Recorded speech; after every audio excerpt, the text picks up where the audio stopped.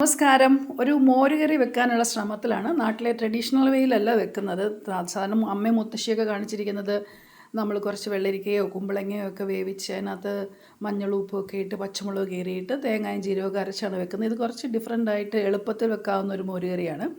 കഷ്ണങ്ങളൊന്നും ഇടുന്നില്ല. സാധാരണ നമ്മൾ കടുക് വറുക്കുന്ന സാധനങ്ങളേ ഉള്ളൂ. ആദ്യം തൈര് കുറച്ച് മഞ്ഞളും ഉപ്പും ഇട്ട് ഇവിടെ ഉടച്ച് വെച്ചിട്ടുണ്ട്. ഇതിന് കടുക് വറുക്കാൻ വേണ്ടി ഉപയോഗിക്കുന്ന സാധനങ്ങളാണ് ഇതെല്ലാം. കരിവേപ്പിലയുണ്ട്, പച്ചമുളക്, സവോള, ശകലം വെളുത്തുള്ളി, ഇഞ്ചി. നാട്ടിൽ നമ്മൾ സാധാരണ പറയാറുണ്ട് തൈരിനകത്ത് വെളുത്തുള്ളി ഇടരുതെന്ന്.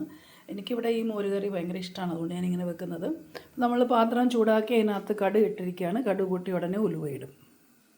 ഈ മൺപാത്രം ബോട്സ്വാനയിൽ നിന്ന് തന്നെ വാങ്ങിയാണ് കേട്ടോ. കണ്ടാൽ തോന്നും നമ്മുടെ ഇന്ത്യയിലെ പാത്രമാണെന്ന്. നല്ല കട്ടിയുള്ള മൺപാത്രമാണ്. ഇവിടെ സിംബാബ്വേൻസ് ഒരുപാട് ഇല്ലീഗൽ ഇമിഗ്രൻസ് ബോട്സ്വാനയിൽ വന്ന് താമസിക്കാറുണ്ട്. അവരുണ്ടാക്കി എന്ത് മണ്ണാണെന്ന് നമുക്കറിയില്ല. മണ്ണ് നല്ലതാണെന്ന് വിശ്വാസത്തിൽ മേടിച്ചതാണ്. ഒരു വഴിയിലൊക്കെ ഇതിങ്ങനെ വെക്കാറുണ്ട്. അപ്പോൾ നമ്മളുടെ ജോലിക്കാരി വാങ്ങിച്ചുകൊണ്ട് തന്നതാണ് ഈ പാത്രം. അപ്പോൾ കടുക് പൊട്ടിക്കഴിഞ്ഞു. അതിനകത്തോട്ട് നമ്മൾ കുറച്ച് ഉലുവ ഇടാൻ പോവുകയാണ്. ഉലുവ ചൂടായി. എന്നിട്ട് നമ്മൾ കുറച്ച് വറ്റൽമുളക് ഇടുകയാണ്. വറ്റൽമുളക് ചൂടായി കഴിഞ്ഞപ്പോൾ നമ്മൾ കുറച്ച് ജീരകം ഇടാൻ പോവുകയാണ്. ജീരകം പെട്ടെന്ന് ചൂടാവും. അതുകൊണ്ട് നമ്മൾ ഈ കഷ്ണങ്ങളൊക്കെ, അതായത് സവോളയൊക്കെ ഇടുന്നതിന് മുമ്പ് വേണം ജീരകം ഇടാൻ. അല്ലെങ്കിൽ വെള്ളം പറ്റിക്കഴിഞ്ഞാൽ പിന്നെ ആ മൂക്കുന്ന ടേസ്റ്റ് കിട്ടത്തില്ല. ഇനി നമ്മൾ സവോളയൊക്കെ ഇടാൻ പോവുകയാണ്.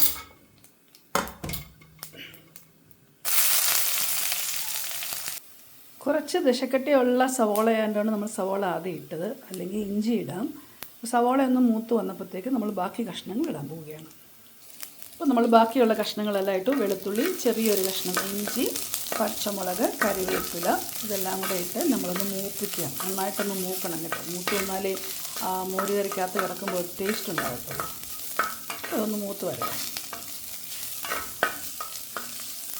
എണ്ണ അധികം ഒഴിക്കാൻ മടിയായതുകൊണ്ടാണ് ഇതിങ്ങനെ ഇളക്കിക്കൊണ്ടിരിക്കുന്നത്. അല്ലെ എണ്ണയ്ക്കിടുന്ന് പെട്ടെന്ന് മൂക്കും. ഇപ്പം നമ്മൾ ഇട്ടിരിക്കുന്ന സാധനങ്ങളൊക്കെ ഒന്ന് മൂത്ത് വരുന്നുണ്ട്. പച്ചമുളക് വേണമെങ്കിൽ ചെറുതായിട്ട് അരിഞ്ഞിടാം. ചിലരൊക്കെ അങ്ങനെയാണ് ഇടുന്നത്. എനിക്ക് പക്ഷേ പച്ചമുളക് ഇങ്ങനെ നീളത്തിൽ കീറി ഇടുന്നതാണ് ഇഷ്ടം. നെടുപ്പ് വിടാതെ കീറിയിടുക, പകുതിയായിട്ട് കീറണം. ഇത് കഴിഞ്ഞിട്ട് നമ്മൾ കുറച്ച് പച്ചവെള്ളം ഒഴിച്ചിട്ട് തൈര് ഒഴിക്കുന്നതാണ് നല്ലത്. ഇപ്പോൾ തൈര് നമ്മൾ മഞ്ഞളും ഉപ്പും ഇട്ട് കലക്കി വെച്ചിട്ടുണ്ട്. കുറച്ച് വെള്ളം ഒഴിക്കണം, അല്ലെങ്കിൽ പെട്ടെന്ന് മോര് പിരിഞ്ഞു പോകാനുള്ള സാധ്യതയുണ്ട്. പ്രത്യേകിച്ച് ഈ പാത്രം നല്ല ചൂടുള്ള പാത്രമാണ്. നമ്മുടെ നാട്ടിലെ മൺപാത്രമല്ല, ഇവിടുത്തെ പാത്രമെന്ന് പറഞ്ഞല്ലോ. അപ്പോൾ നല്ല ചൂടുണ്ടാവും ഈ പാത്രത്തിന്. നല്ല കട്ടി കണ്ടില്ലേ, നല്ല ഹെവിയാണ് ഈ സാധനം. നമ്മുടെ നാട്ടിലെ മൺപാത്രത്തിനേക്കാളും വളരെ ഹെവി ആയിട്ടാണ് ഈ പാത്രം ഉള്ളത്. അപ്പോൾ നമ്മൾ ആദ്യം ഇച്ചിരി പച്ചവെള്ളം ഒഴിക്കുകയാണ്, അല്ലെങ്കിൽ പെട്ടെന്ന് തൈര് പിരിഞ്ഞു പോകാനുള്ള സാധ്യതയുണ്ട്. നമ്മൾ കലക്കി വെച്ചിരിക്കുന്ന തൈരും ചേർക്കുകയാണ്. ഇതിനകത്ത് നമ്മൾ കുറച്ച് ഉപ്പും മഞ്ഞളും മാത്രമേ ചേർത്തിട്ടുള്ളൂ. ഇനി ഇത് ചൂടായി വരണം. ചൂടായി വരുമ്പോൾ ശ്രദ്ധിക്കേണ്ട കാര്യം, ഒരിക്കലും തൈര് തിളയ്ക്കരുത്. തിളച്ചാൽ പിരിഞ്ഞു പോവും. ഇളക്കിക്കൊണ്ടിരിക്കുക. നമ്മുടെ കൈ ഇങ്ങനെ വെക്കുമ്പോൾ ആവി അടിക്കുന്ന ഒരു സമയമാകുമ്പോൾ അതിൻ്റെ അർത്ഥം തൈര് ചൂടായെന്നാണ്. അപ്പോൾ ഓഫ് ചെയ്യുക. ഒരിക്കലും തിളയ്ക്കാൻ അനുവദിക്കരുത്. രുചികരമായ മോരുകറി ഇങ്ങനെ വെക്കാം. എളുപ്പം വെക്കാവുന്നേ ഉള്ളൂ. നമുക്ക് കഷ്ണങ്ങളൊന്നും വേണ്ട. ഒട്ടും പുളിയില്ലാത്ത തൈരാണ് ഇങ്ങനെ വെക്കാൻ നല്ലത്. പുളിയുള്ള തൈര് ഇങ്ങനെ വെച്ചാൽ സ്വാദില്ല. അപ്പോൾ ശരി, എല്ലാവരും ഒന്ന് ശ്രമിച്ചു നോക്കൂ.